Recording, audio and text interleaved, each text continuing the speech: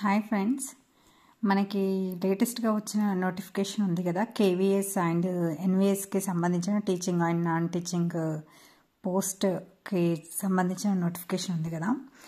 అందులో నేను ఈ వీడియోలో పోస్ట్ గ్రాడ్యుయేట్ టీచర్స్ అంటే పీజీటీ అండ్ టీజీటీ వాళ్ళకి సంబంధించిన క్వాలిఫికేషన్ గురించి, ఏజ్ లిమిట్, పే స్కేల్ ఎంత ఉంది, దీని గురించి నేను పాయింట్స్ అనేది క్లియర్గా ఎక్స్ప్లెయిన్ చేస్తాను. చూడండి. ఫస్ట్ మనకి ఈ పోస్ట్ అనేది డిఫరెంట్ సబ్జెక్ట్స్కి సంబంధించిన వాళ్ళకి పడిందన్నమాట. సో ఇక్కడ సబ్జెక్ట్స్ వస్తాయి: English, Hindi, physics, chemistry, mathematics, economics, history, Geography, commerce, biology, biotechnology, computer science, next physical education, modern Indian languages. So ఇది పీజీటీలో ఈ సబ్జెక్ట్స్ వాళ్ళకి కేవీఎస్లో ఎన్విఎస్లో పడ్డాయి అన్నమాట. సో వీళ్ళకి మెయిన్గా కావాల్సిన ఏజ్ లిమిట్ ఎంతంటే 40 years. సో వీళ్ళకి మ్యాక్సిమం 40 years ఉండాలి అని చెప్పేసి అన్నారు. 40 years దాటిన వాళ్ళు నాట్ ఎలిజిబుల్ అని చెప్పారు. ఈ 40 yearsతో పాటు మనకి ఏజ్ రిలాక్సేషన్ అనేది ఇచ్చారండి. పర్టికులర్ కేటగిరీ వాళ్ళకి ఇంత అని చెప్పేసి మళ్ళీ అదొక ఏజ్ రిలాక్సేషన్ ఉంది. నేను లాస్ట్ టైం వీడియో ఒకటి చేశాను, దాంట్లో ఎక్స్ప్లెయిన్ చేశాను వాటి గురించి. సో ఒకసారి ఆ వీడియోని చెక్ చేయండి. నెక్స్ట్ వస్తే పే స్కేల్ మనకి లెవెల్ 8th పే అన్నమాట. అంటే 47,000 నుండి స్టార్ట్ అయ్యి 1,51,100 వరకు మనకి పే అనేది వస్తుంది అనేది ఇక్కడ ఇచ్చారన్నమాట.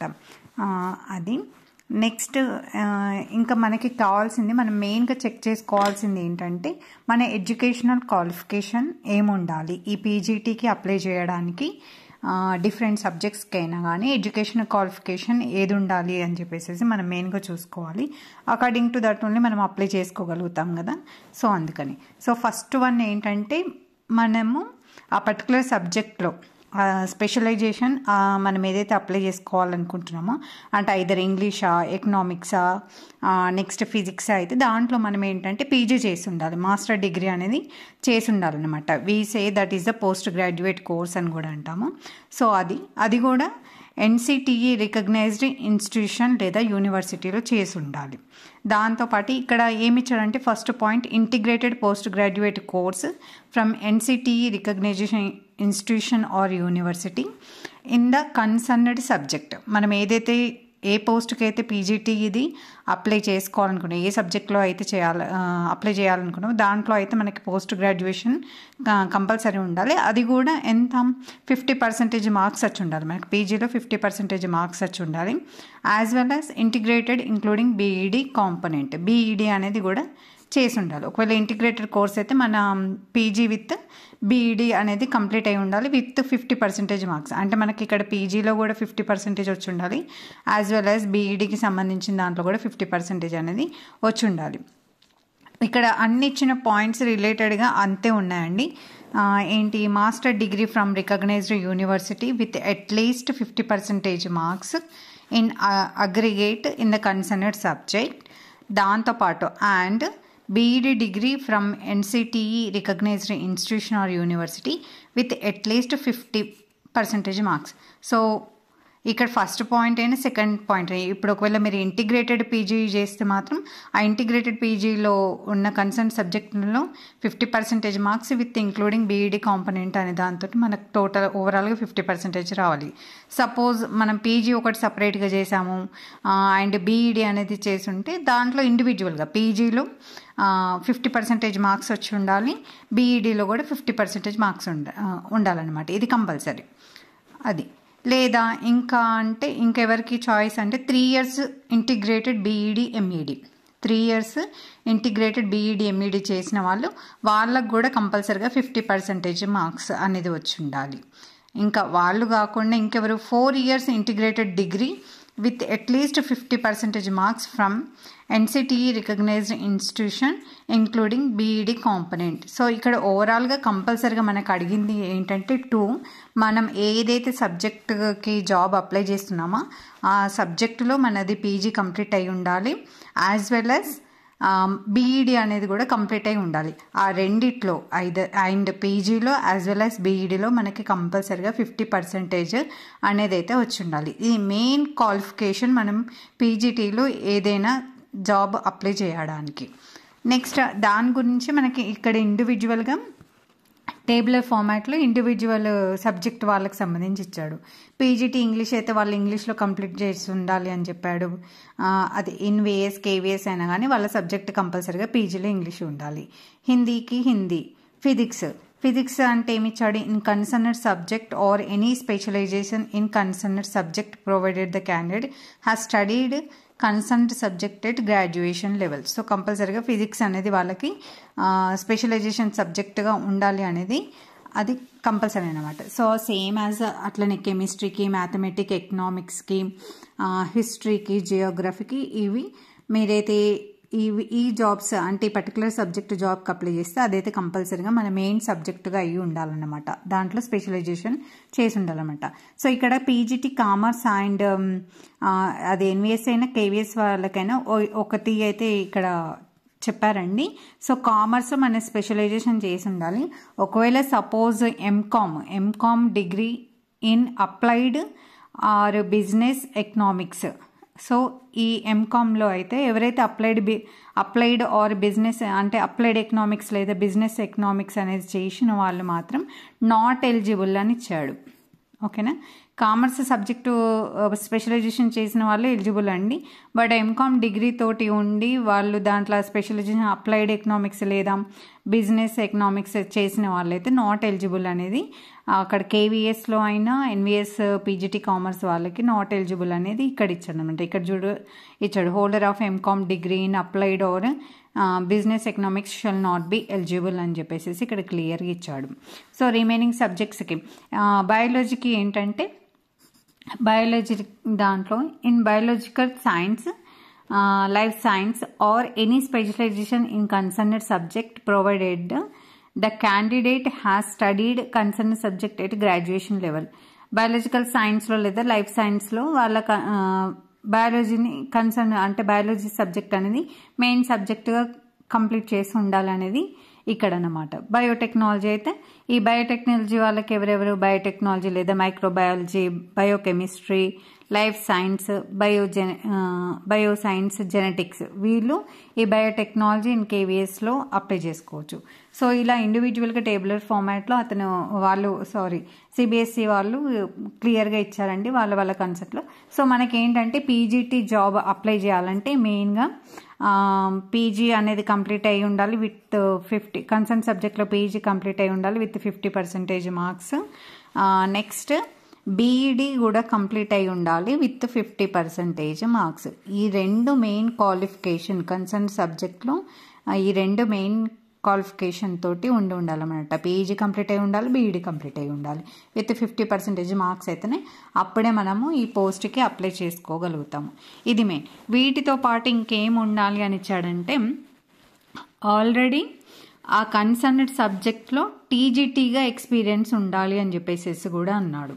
సో ఇది ఇంటర్వ్యూ అడిగేటప్పుడు అడుగుతారండి.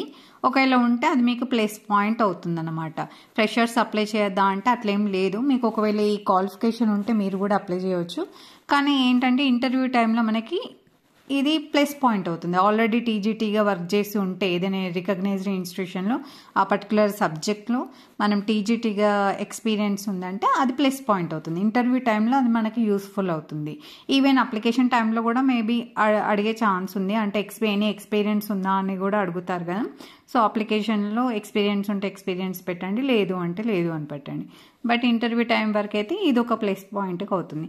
ఇంకేంటంటే experience of working in school for KVS and in residential schools for NVS. So ఒకవేళ మీరు కేవీఎస్లో లేదా ఎన్విఎస్లో వర్కింగ్ చేసి ఉంటే అది కూడా ఆ ఎక్స్పీరియన్స్ కూడా ప్లస్ పాయింట్ అనమాట. ఈ పాయింట్స్ అయితే ఇక్కడ ఉన్న డిజరబుల్ క్వాలిఫికేషన్స్ అనేవి మనకి మెయిన్గా ఇంటర్వ్యూ అప్పుడు అడుగుతారండి. దానికి నాలెడ్జ్ ఆఫ్ కంప్యూటర్ అప్లికేషన్. ఇప్పుడు ఏ జాబ్కైనా కానీ మినిమం కంప్యూటర్ గురించి ఐడియా ఉండాలి అనేది మెయిన్ కాన్సెప్ట్ అయిపోయింది. సో ఇక్కడ కూడా వాడు అడిగాడు knowledge of computer application.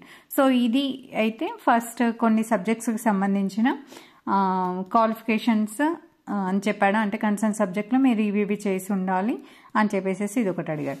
Next ఇదే పీజీటీలో కొన్ని ఇంకా వేరే స్పెసిఫిక్ సబ్జెక్ట్స్కి మళ్ళీ ఒక టేబులర్ ఫార్మాట్లో మనకి మళ్ళీ qualifications, age limit, pay scale ఎంతో ఉంటుందని ఇచ్చాడనమాట. సో అవి చూస్తే PGT computer science, PGT physical education male or female, and ఇంకొకటి పీజీటీ ఇండియన్ లాంగ్వేజ్. సో ఈ పోస్టులకు అంటే కంప్యూటర్ సైన్స్కి అప్లై చేసే వాళ్ళైనా, ఫిజికల్ ఎడ్యుకేషన్కి అప్లై చేసే వాళ్ళైనా, మోడర్న్ ఇండియన్ లాంగ్వేజ్ అప్లికేషన్ జాబ్కి అప్లై చేసే వాళ్ళకి ఎలా ఉంటుంది? పే స్కేల్ అయితే సేమ్ లెవెల్ 8 అంటే 47,600 టు 1,51,100 రూపీస్ వరకు ఉంటుందని ఇచ్చాడు. వీళ్ళకి కూడా ఏజ్ లిమిట్ 40 years అని ఇచ్చాడు. యాజ్ వెల్ యాజ్ రిలాక్సేషన్ ఉంటే దాని ప్రకారంగా మీరు మీ ఏజ్ని చెక్ చేసుకొని అప్లై చేసుకోండి. సో 40 years కంటే ఎబోవ్ ఉన్న వాళ్ళైతే ఒకవేళ రిలాక్సేషన్ని ఇంక్లూడ్ చేసుకొని 40 years కొంచెం ఎబోవ్ ఉన్నా కానీ ఓకే. కానీ ఇది ఓసీ వాళ్ళు ఉంటారుగా, వాళ్ళకి మాత్రం 40 years అది.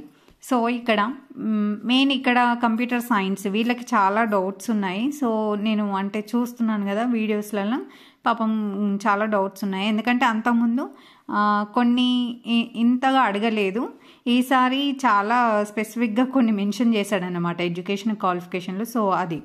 సో ఇక్కడ చూస్తే పీజీటీ కంప్యూటర్ సైన్స్ వీళ్ళకి జాబ్ అప్లై చేసే వాళ్ళకి మెయిన్గా ఏం కావాలి అంటే, ఫస్ట్ వన్ ఏమి ఇచ్చాడంటే MSc computer science or IT or MCA from recognized university with at least 50% marks అనేది అడిగాడు. సో ఎంఎస్సి కంప్యూటర్ సైన్స్ చేసి ఉండాలి, కంప్యూటర్ సైన్స్ లేదా ఐటీ చేసిన వాళ్ళు ఓకే, అండ్ ఎంసీఏ చేసిన వాళ్ళు ఏదైనా కానీ పీజీ లెవెల్లో 50% మార్క్స్ అనేది కంప్లీట్ అయ్యి ఉండాలి. వీళ్ళే కాకుండా ఇంకెవరు ఎంఈ, ఎంటెక్ కంప్యూటర్ సైన్స్ లేదా ఐటీ చేసిన వాళ్ళకు కూడా 50% మార్క్స్. సో ఇక్కడ ఎంటెక్ లేదా ME computer science and IT చేసిన వాళ్ళైనా కానీ ఈ MSc computer science or IT or MCA చేసిన వాళ్ళు కంపల్సరీగా 50% తోటి క్వాలిఫై అవ్వాలి. వీళ్ళకి ఇంకోటి ఏమడిగాడంటే, ఇది first educational qualification. Second one ఏంటంటే BEd degree from NCTE recognition university institution or university with at least 50% marks. యాక్చువల్గా అంతకుముందు మనము ప్రీవియస్ చాలా నోటిఫికేషన్స్ చూస్తే దాంట్లో ఎప్పుడు కూడా మనకి కంపల్సరీగా బీఈడి ఉండాలి అనేది ఇంతవరకు నాకు తెలిసినంతవరకు అయితే లేకుండేనండి.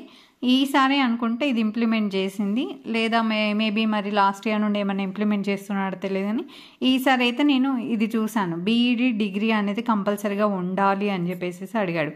సపోజ్ మనం ఎంటెక్ కంప్లీట్ చేసేసి కంప్యూటర్ సైన్స్లో ఐటీలో ఎంటెక్ కంప్లీట్ చేసేసిన మనకి మంచి పర్సంటేజ్ ఉన్నా కానీ బీఈడి లేదు అని అంటే we're not eligible to apply for the post అనమాట. సో బీఈడి అనేది మ్యాక్సిమం అన్ని పీజీటీ సబ్జెక్ట్స్ అప్లై చేసే వాళ్ళకి అడిగాడండి, కంపల్సరీగా బీఈడి ఉండాలి అనేది. అది లేదా ఇంకా వీళ్ళు కాకుండా బీఈడి కాకుండా ఇంకేం చేసినా ఓకే అని ఇచ్చాడు.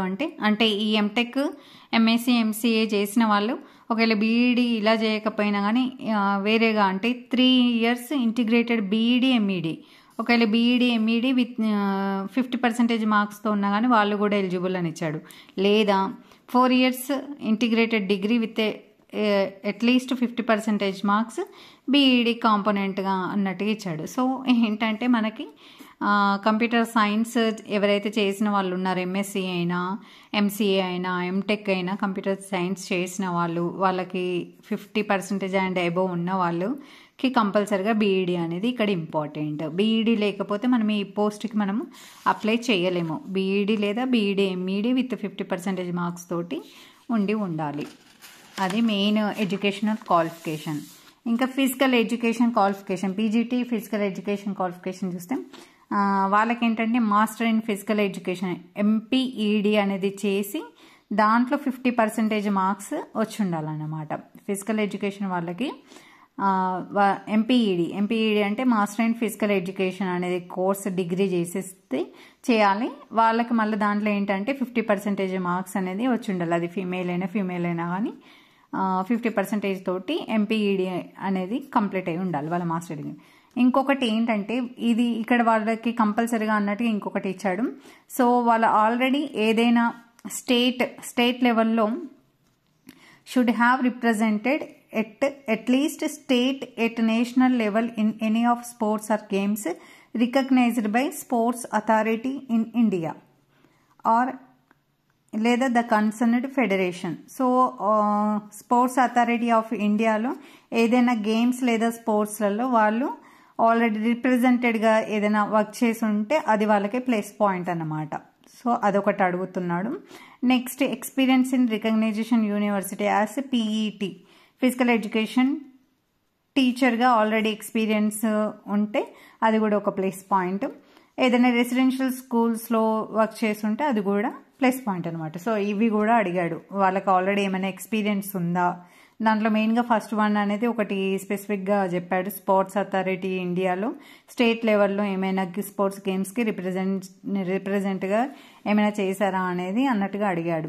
సో ఇది మనము అప్లికేషన్ అప్పుడు కూడా వాళ్ళు అడుగుతారు. సో అక్కడ మనకు ఉంటే ఉంది అని చెప్పాలి, లేదంటే నో అని పెడతాము. సో ఇంటర్వ్యూ అప్పుడు ఇవి ఏమన్నా ఉంటే మనకి ప్లస్ పాయింట్గా ఉంటుంది అది. సో ఇది ఫిజికల్ ఎడ్యుకేషన్ వాళ్ళకి. Next PGT modern Indian language. So PGT modern Indian లాంగ్వేజ్కి ఎడ్యుకేషనల్ క్వాలిఫికేషన్ ఏంటంటే concern subjects. So modern Indian languages అంటే ఏంటి, ఇవి ఉన్నాయి కదండి, ఏది హిందీ అని కాదు, తమిళ్, తెలుగు, అస్సామీ, గారో, ఇట్లా కొన్ని లాంగ్వేజెస్ లిస్ట్ ఇచ్చాడు కదా. సో దాంట్లో మనకి ఆ పర్టికులర్ మీరు ఏదైతే లాంగ్వేజ్కి సంబంధించిన సబ్జెక్ట్ టీచ్ చేయాలనుకుంటున్నారో, జాబ్కి అప్లై చేయాలనుకుంటున్నారు, సో దాంట్లో integrated post graduate course in the concerned subject with same 50% marks BEd. So ఇక్కడ వీళ్ళకు కూడా వాళ్ళ కన్సర్న్డ్ సబ్జెక్ట్లో కంపల్సరీగా 50% మార్క్స్ ఉండాలి, బీఈడి ఉండాలి. సో ఇండివిజువల్గా పీజీ చేసి ఉంటే అట్లనే సేమ్ 50% మార్క్స్ మళ్ళీ బీఈడి. సో బీఈడి ఉండి మన పీజీలో పర్టికులర్ ఆ సబ్జెక్ట్లో కంపల్సరీగా 50% మార్క్స్తో పాస్ అయి ఉండాలి, లేదా బీఈడి ఎంఈడి విత్ 50% మార్క్స్ ఉండాలి అని చెప్పేసి క్లియర్గా ఇక్కడ ఎడ్యుకేషన్ క్వాలిఫికేషన్లో ప్రతి పీజీటీలో మీరు ఏ సబ్జెక్ట్కి అప్లై చేసినా కానీ ఆ సబ్జెక్ట్కి మన పీజీలో 50% మార్క్స్ ఉండాలి, బీఈడి అనేది కూడా కంపల్సరీగా ఉండాలి. ఇది 100% ఈసారి అడిగిన ఎడ్యుకేషనల్ క్వాలిఫికేషన్ అన్నమాట. అది అబౌట్ పీజీటీ డిఫరెంట్ సబ్జెక్ట్స్ వాటి యొక్క ఎడ్యుకేషనల్ క్వాలిఫికేషన్ గురించి అండి ఇది. ఇంకా మీకు ఏమైనా డౌట్స్ ఉంటే కొంచెం నాకు అదేంటి కామెంట్ సెక్షన్లో అడగండి, నేను డీటెయిల్గా మీకు ఏమైనా ఇన్ఫర్మేషన్ ప్రొవైడ్ చేస్తాను. థ్యాంక్ యూ అండి, థ్యాంక్ యూ ఫర్ వాచింగ్. మీకు ఈ వీడియో యూస్ఫుల్ అయితే please like and subscribe my channel. Thank you.